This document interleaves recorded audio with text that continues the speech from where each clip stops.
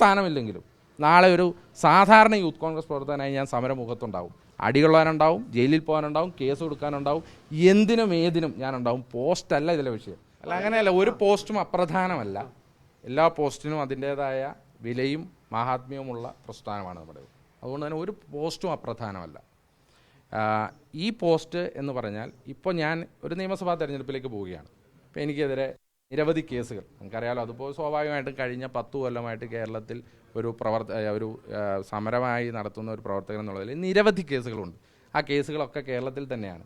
നിരവധി സമരങ്ങൾ നമ്മൾ തുടങ്ങി വെച്ചിട്ടുണ്ട്. ഇപ്പോൾ ഇന്നലെ തന്നെ ഞാൻ കോഴിക്കോട് വന്ന് ഇപ്പോൾ എന്നെ കുറേ ഇടതുപക്ഷത്തിൻ്റെ ആളുകൾ വിളിച്ച് ഇന്നലെ മുതൽ ഭയങ്കര ചീത്തയാണ്. അപ്പോൾ ഇന്നലെ സോഷ്യൽ മീഡിയയിലൊക്കെ എന്നെ അങ്ങ് ട്രോളുന്നതിൻ്റെ പ്രധാനപ്പെട്ട കാരണം എനിക്ക് ഈ പ്രസിഡൻഷിപ്പ് കിട്ടാത്തതല്ല, മറിച്ച് ഇന്നലെ ഞാനിവിടെ ഒരു ആരോപണം ഉന്നയിച്ചിരുന്നു.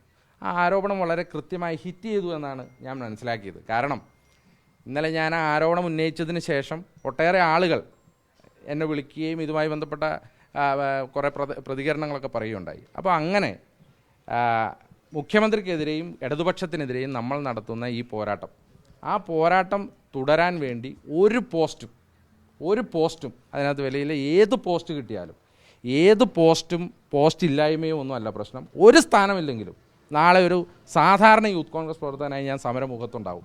അടികൊള്ളാനുണ്ടാവും, ജയിലിൽ പോകാനുണ്ടാവും, കേസ് കൊടുക്കാനുണ്ടാവും, എന്തിനും ഏതിനും ഞാനുണ്ടാവും. പോസ്റ്റല്ല ഇതിലെ വിഷയം. ഒരു പോസ്റ്റ് കിട്ടിയില്ല എന്നോർത്തോ കിട്ടിയെന്നോർത്തോ അമിതമായി ആഹ്ലാദിക്കുകയോ അമിതമായി ദുഃഖിക്കുകയോ ചെയ്യില്ല.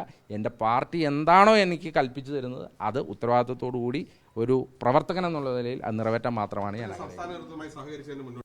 അല്ലത് സംസ്ഥാന നേതൃത്വം ഇനി ചാർജ് എടുക്കാൻ പോവുകയാണ്. കൂടിയാലോചനകൾക്ക് ശേഷം അല്ല, ശ്രീ കെ എം അഭിജിത്ത് കേരള വിദ്യാർത്ഥി യൂണിയൻ്റെ എൻ്റെ പ്രസിഡൻ്റായിരുന്നു. KSUവിൻ്റെ സംസ്ഥാന പ്രസിഡന്റ്. ഞാൻ ദേശീയ സെക്രട്ടറി ആയിരുന്നു. ഞാൻ ആദ്യം ദേശീയ സമിതി അംഗമായിരുന്നു. കെ എം അഭിജിത്ത് ഞങ്ങളുടെ സംസ്ഥാന പ്രസിഡൻ്റായിരുന്നു. ഞാൻ ദേശീയ സെക്രട്ടറിയായി ഞങ്ങൾ ഒറ്റ രീതിയിൽ പ്രവർത്തിച്ചു വന്ന ആളാണ്. ശ്രീ കെ എം അഭിജിത്തും ഒക്കെ ഏറ്റവും കഴിവുള്ള ആളാണ്. അദ്ദേഹവും പരിഗണിക്കപ്പെടേണ്ട ആളാണ്. അദ്ദേഹത്തെയും ദേശീയ സെക്രട്ടറിയായി പരിഗണിച്ചിട്ടുണ്ട്. വലിയ സന്തോഷമുണ്ട്. പിന്നെ ഏതാ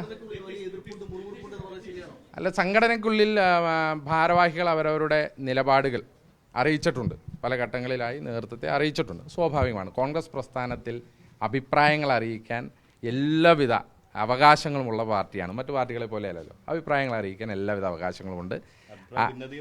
അല്ല, സ്വാഭാവികമായിട്ടും അഭിപ്രായ ഭിന്നതയെ അറിയിക്കുമല്ലോ. ഇപ്പോൾ കോൺഗ്രസിൻ്റെ ഒരു ചിട്ടവട്ടങ്ങളെക്കുറിച്ചൊക്കെ ഞാൻ പറയാതെ തന്നെ നിങ്ങൾക്കറിയാം. ഞങ്ങൾക്ക് അഭിപ്രായം പറയാനും ഇനി ഞങ്ങൾക്കൊരു അഭിപ്രായ ഭിന്നതയുണ്ടെങ്കിൽ അത് പറയാനും തീർച്ചയായിട്ടും എനിക്ക് അഭിപ്രായ ഭിന്നതയുണ്ടെങ്കിൽ ഞാനത് പാർട്ടി ഫോറങ്ങളിൽ അവതരിപ്പിക്കും. ഇന്നലകളിൽ അവതരിപ്പിച്ചിട്ടുണ്ട്. ഇനിയും എനിക്ക് അഭിപ്രായ ഭിന്നതയുള്ള കാര്യങ്ങളിൽ ഞാനത് അവതരിപ്പിക്കും. അത് പാർട്ടി ഫോറങ്ങളിലായിരിക്കും. അതിനുള്ള എല്ലാ അവകാശവും എൻ്റെ പാർട്ടി എനിക്ക് തന്നിട്ടുണ്ട്.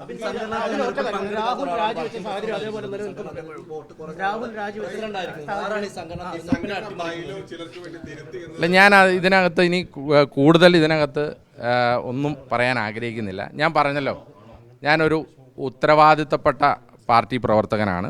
എൻ്റെ പാർട്ടി എടുക്കുന്ന നിലപാടുകൾ, ആ നിലപാടുകളെ മുന്നോട്ട് കൊണ്ടുവരാനാണ് ഞാൻ ആഗ്രഹിക്കുന്നത്.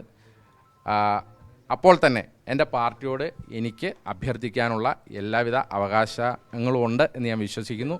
So I'm not challenging, I'm requesting. ഞാൻ അഭ്യർത്ഥിക്കുക മാത്രമാണ്. ആ അഭ്യർത്ഥന എൻ്റെ പാർട്ടി നേതൃത്വം കാണുന്നതാണ്.